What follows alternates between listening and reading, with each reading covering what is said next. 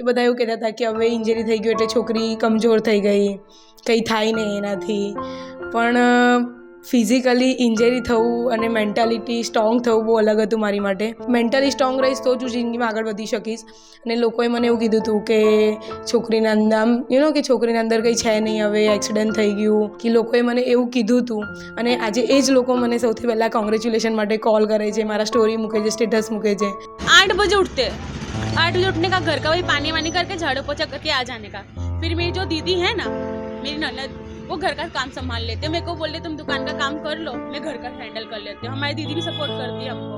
નમસ્કાર, આપ જોઈ રહ્યા છો લોકસત્તા જનસત્તા. મહિલા દિવસ નિમિત્તે એક એવી મા દીકરીની જોડીની આપણે વાત કરીશું જેને દરેક કપરી પરિસ્થિતિને મહાત આપીને સપનાના શિખરો સર કર્યા છે. પગમાં ભલે ખોટ હોય પણ સાહસમાં જરા પણ ખોટ રાખ્યા વિના વડોદરાની 17 વર્ષની ડિંકલે કિક બોક્સિંગમાં ઇન્ટરનેશનલ ચેમ્પિયન બની ગોલ્ડ મેડલ મેળવ્યો છે. શહેરની 17 વર્ષીય કિશોરી ડિંકલે નાની ઉંમરમાં જ ભયાનક માર્ગ અકસ્માતમાં પોતાનો પગ ગુમાવવાનો વારો આવ્યો. એટલું જ નહીં, પિતાની છત્રછાયા પણ ગુમાવી છે. અહીંથી તેની પરીક્ષા પૂર્ણ નથી થતી દર્શક મિત્રો, પરંતુ તેની માતાએ પણ અકસ્માતમાં 2 પગ ગુમાવ્યા છે.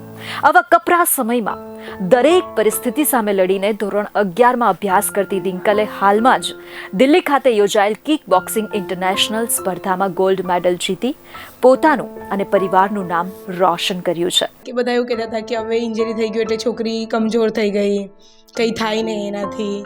પણ ફિઝિકલી ઇન્જરી થવું અને મેન્ટાલિટી સ્ટ્રોંગ થવું બહુ અલગ હતું મારી માટે. મને ઇન્જરી થઈ ગયું પણ મેં પહેલાં એમ વિચાર્યું હતું કે નહીં, મારે મેન્ટલી સ્ટ્રોંગ રહીશ તો જ હું જિંદગીમાં આગળ વધી શકીશ.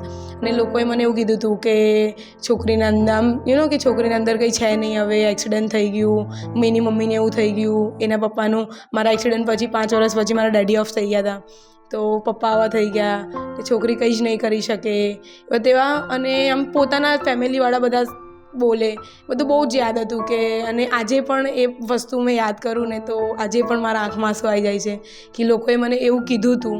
અને આજે એ જ લોકો મને સૌથી પહેલાં કોંગ્રેચ્યુલેશન માટે કોલ કરે છે, મારા સ્ટોરી મૂકે છે, સ્ટેટસ મૂકે છે. એટલે એ જ મને બહુ ખુશી થાય છે. આ છે ડિંકલની માતા. તેઓ પણ અકસ્માતનો ભોગ બન્યા અને બંને પગ ગુમાવ્યા. એટલું જ નહીં, એકલા હાથે બંને દીકરીઓનો ઉછેર કરવા માટે અનેક મુશ્કેલીઓનો સામનો કર્યો. ભરણ પોષણ કરવા માટે દારૂ વેચવાનો પણ એક સમયે વારો આવ્યો, પરંતુ પોલીસની શી ટીમની મદદથી તેઓ આજે સંતોષકારક જીવન જીવી રહ્યા છે. બહુ જ અઘરા દિવસ કાઢ્યા છે મેં.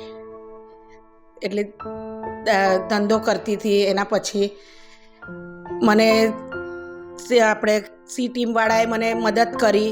મને કીધું કે 2 છોકરીઓ છે, બધા માણસો ખરાબ આવે, પોલીસવાળા મતલબ આવે, એટલે છોકરીઓની શું લાઈફ મતલબ. પછી મને એ લોકોએ સર્ટી આપ્યું અને એક લારી આપી. એનાથી હું હવે લારી બારી ચલાવું છું. ધંધો બંધ કરી દીધું. હવે મારી છોકરીઓ બી હોશિયાર થઈ ગઈ છે, આ ભણે છે, પેલી નોકરી કરે છે અને કોલેજ બી કરે છે, મોટી છોકરી.